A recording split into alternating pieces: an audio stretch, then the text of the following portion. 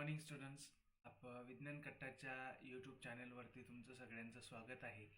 आपल्या यूट्यूब चॅनलवरती आता कोर्स नावाचं जे फीचर आहे ते आपल्याला अवेलेबल झालं आहे आणि त्याच्यामुळे आपण आता वेगवेगळे कोर्सेस जे आहेत ते आपल्या यूट्यूब चॅनलवरती सुरू करू शकतो. तर हा आपला सगळ्यात पहिला कोर्स आहे जो आपण इयत्ता 6वीच्या विद्यार्थ्यांसाठी घेऊन आलो आहे. याच्यामध्ये इयत्ता 6वीच्या विज्ञानाचा जो अभ्यासक्रम आहे, स्पेसिफिकली महाराष्ट्र स्टेट बोर्डाच्या विज्ञानाचा अभ्यासक्रम, जो सेमी इंग्लिश मीडियमचे विद्यार्थी आणि इंग्लिश मीडियमचे विद्यार्थी, त्याचबरोबर मराठी मीडियमचे विद्यार्थी सुद्धा, या सर्वांसाठी हा कोर्स जो आहे तो उपयोगाचा असणार आहे. तर जर तुम्ही इयत्ता 6वीमध्ये असाल, तर तुम्ही सेमी इंग्लिश मीडियमला असा, इंग्लिश मीडियमला असा की तुम्ही मराठी मीडियमला असा, तुमच्यासाठी हा कोर्स उपयोगाचा असणार आहे. या कोर्समध्ये आपण काय काय घेणार आहोत, तर तुमचं जे महाराष्ट्र स्टेट बोर्डाचं जनरल सायन्सचं टेक्स्टबुक आहे, त्या टेक्स्टबुक्समधले सगळे चॅप्टर्स आपण या कोर्समध्ये घेणार आहोत. म्हणजे उदाहरणार्थ नॅचरल रिसोर्सेस किंवा ज्याला आपण नैसर्गिक संसाधनं म्हणतो, तो आपला पहिला चॅप्टर असणार आहे. त्याच्यानंतर द लिव्हिंग वर्ल्ड किंवा सजीव सृष्टी नावाचा जो दुसरा तुमचा पार्ट आहे तो असेल. त्याच्यानंतर डायव्हर्सिटी इन लिव्हिंग थिंग्स किंवा सजीवांमधील विविधता, आणि मग येणारे disaster management, substances in surroundings वगैरे वगैरे. ते 16 नंबरचं शेवटचं जे तुमचं चॅप्टर आहे त्याच्यामध्ये द युनिवर्स नावाचं वा आपलं विश्व, हे पूर्ण चॅप्टर्स आपण या कोर्समध्ये घेणार आहोत. ठीक आहे, तर चला आपण सुरुवात करूयात. ओके, आता बघा, आपलं जे सगळ्यात पहिलं चॅप्टर आहे त्या चॅप्टरचं नाव आहे बघा, नॅचरल रिसोर्सेस, किंवा ज्यांना आपण आपली नैसर्गिक संसाधनं असं म्हणतो. त्या नैसर्गिक संसाधनांचा अभ्यास आपल्याला या पाठामध्ये करायचा आहे.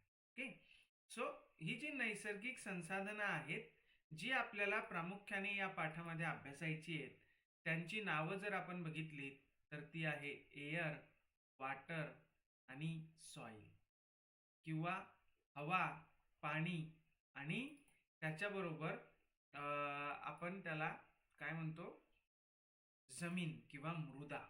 तर या हवा, पाणी आणि मृदा या 3 वेगवेगळ्या नॅचरल रिसोर्सेसचा अभ्यास आपल्याला या पाठामध्ये करायचा आहे.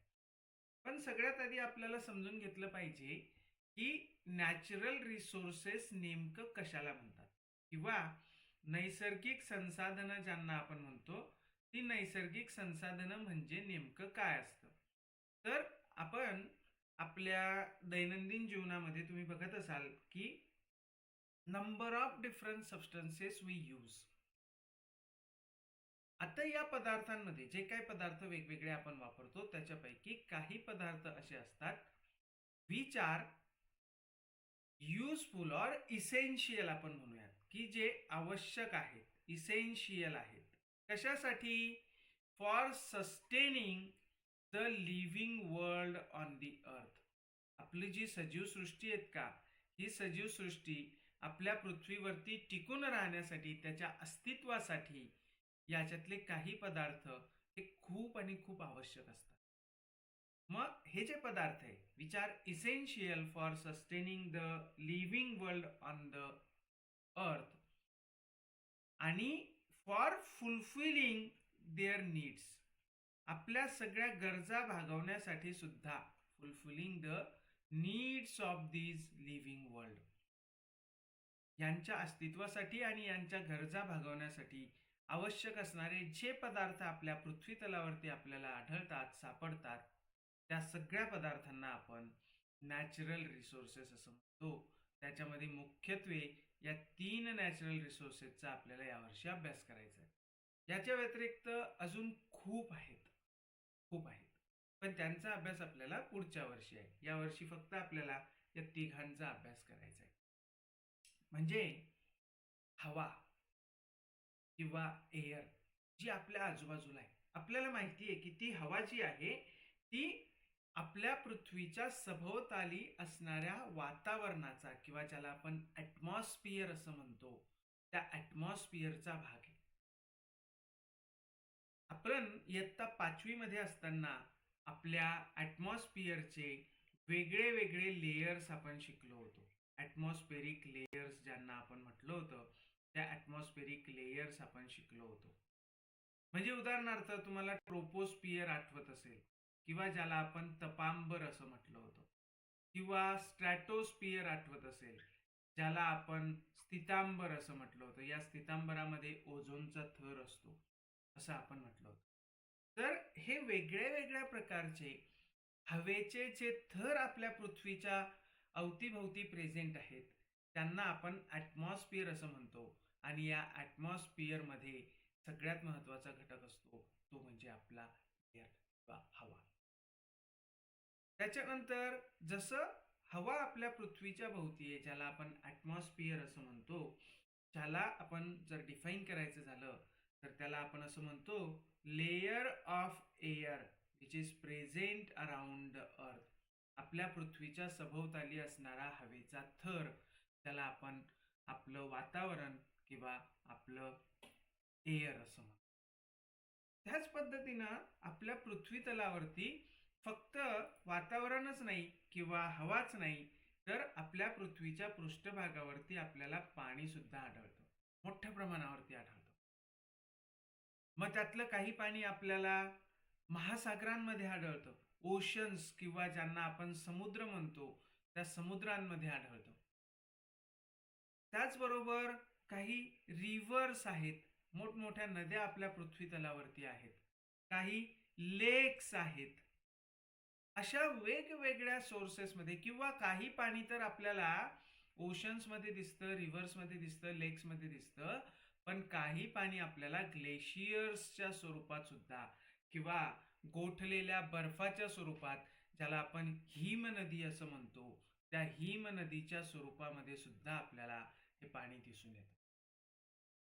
काही पाणी आपल्याला भूजलाच्या स्वरूपामध्ये, ज्याला आपण ग्राउंड वॉटर असं म्हणतो, तर या ग्राउंड वॉटरच्या स्वरूपामध्ये सुद्धा आपल्याला हे पाणी सापडतं. हा जो सगळा पार्ट आहे, the water which is present on the air. आता त्याच्यातलं जर तुम्ही ग्लेशियर्स विचारात घेतले तर ते पूर्णपणे बर्फ किंवा सॉलिड फॉर्म मध्ये असलेला आपल्याला दिसतं. ओशन्स, रिव्हर्स, लेक्स यांच्यामधलं असणारं पाणी आपल्याला लिक्विड फॉर्म मध्ये असलेलं दिसतं. जर आपण आपल्या वातावरणातल्या एक महत्वाचा किंवा आपल्या हवेमधला एक महत्वाचा घटक आहे, ज्याला आपण वॉटर वेपर किंवा हवेचं बाष्प असं म्हणतो, तर हे जे बाष्प आहे, हे बाष्प आपल्याला एअरच्या फॉर्ममध्ये, गॅसच्या फॉर्ममध्ये असलेलं दिसतं. म्हणजे मग आपण असं म्हणू शकतो की पूर्ण वॉटर आपल्या पृथ्वीवरती प्रेझेंट आहे, तर ते काही सॉलिड फॉर्ममध्ये प्रेझेंट आहे ग्लेशियर्सच्या स्वरूपात, हिमनद्यांच्या स्वरूपात, काही ते लिक्विड फॉर्ममध्ये प्रेझेंट आहे ओशनच्या स्वरूपात, रिव्हर्सच्या स्वरूपात, लेक्सच्या स्वरूपात, ग्राउंड वॉटरच्या स्वरूपात. काही पाणी आपल्याला प्रेझेंट दिसतं ते वेपर्सच्या फॉर्ममध्ये, गॅसियस फॉर्ममध्ये. तर अशा तीनही अवस्थांमध्ये पृथ्वीच्या पृष्ठभागाच्या खाली, पृथ्वीच्या पृष्ठभागाच्या वर आणि पृथ्वीच्या पृष्ठभागाच्या सभोवताली असणाऱ्या हवेमध्ये सुद्धा आपल्याला हे पाणी दिसतं. या सगळ्यांचा मिळून जो भाग बनलेला असतो त्याला आपण हायड्रोस्फियर असं म्हणतो. त्याला आपण हायड्रोस्फियर असं म्हणतो. ॲटमॉस्फियर जो पूर्णपणे हवेचा बनलेला आहे, दुसरा जो पूर्णपणे पाण्याचा बनलेला आहे. असा आपल्या पृथ्वीवरचं आवरण ज्याला आपण म्हणू हायड्रोस्फियर, किंवा ज्याला आपण पाण्याचं आवरण म्हणजे जलावरण म्हणून ओळखतो. तर असं वातावरण, जलावरण अशी पृथ्वीच्या सभोवताली असणारी ही वेगवेगळी आवरण आहेत. These are different layers of the natural resources that we are going.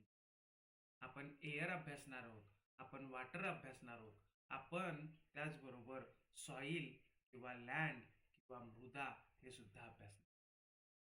आता आपल्याला आपल्या पृथ्वीचं जे, ज्याला आपण काय म्हणतो भूकवच असं म्हणतो, किंवा क्रस्ट, ज्याला आपण आपल्या पृथ्वीचं क्रस्ट असं म्हणतो, हे जर का आपण अभ्यासलं तर आपल्याला दिसून येतं की that is made up of Roxx. That is made up of Roxx. ते काही सगळीकडे युनिफॉर्म आहे अशातला प्रकार नाही, पण ते रॉक्स पासून बनलंय एवढं मात्र नाही. आणि त्याच्यापासूनच पुढे आपली सॉईल जी आहे ती सॉईल निर्माण होते, तयार होते. आता हा जो भाग आहे आपल्या पृथ्वीचा सॉईल रॉक्सच्या स्वरूपामध्ये असणारा सॉलिड फॉर्म मधला हार्ड असा जो पार्ट आहे, जो क्रस्ट आणि त्याच्या खाली असणाऱ्या लिथोस्फिअरचा भाग आहे, ज्याला आपण शिलावरण म्हणून त्याला आपण शिलावरण म्हणून. तर अशी ही वेगळी वेगळी आवरणं आपल्या पृथ्वीच्या सभोवताली असलेली आपल्याला दिसतात. नॅचरल रिसोर्सेसमध्ये आपल्याला हवेचा अभ्यास करायचा आहे, आपल्याला पाण्याचा अभ्यास करायचा आहे, आपल्याला लँडचा किंवा आपल्याला सॉईलचा अभ्यास करायचा आहे. तर हे आपल्या कोर्सचं आणि त्याच्यातल्या नॅचरल रिसोर्सेसचं पहिलं इंट्रोडक्शन. आता याच्यानंतर पुढच्या व्हिडिओमध्ये आपण एअर किंवा हवा जी आहे त्या हवेचा अभ्यास करणार. जर तुम्हाला व्हिडिओ आवडला असेल तर लाईक करा. आपला हा कोर्स तुमच्या मित्रमैत्रिणींपर्यंत शेअर करा, कारण तो आपल्या यूट्यूब चॅनलवरती असेल आणि सगळ्यात महत्त्वाची गोष्ट म्हणजे तो पूर्णपणे फ्री असेल, मोफत असेल. त्यामुळं आपल्या सर्व विद्यार्थ्यांसोबत हा कोर्स शेअर करा, आपल्या चॅनलला सबस्क्राईब करा आणि पुढील व्हिडिओसाठी आपण एअर या घटकाचा अभ्यास करणार आहोत. धन्यवाद.